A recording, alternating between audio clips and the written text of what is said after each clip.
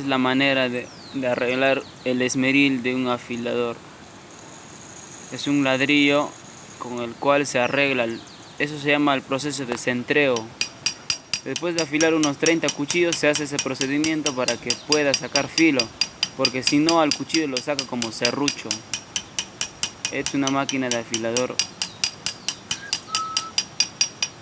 Podemos afilar cuchillos, tijeras, machetes, hachas, todo lo que se pueda sacar filo.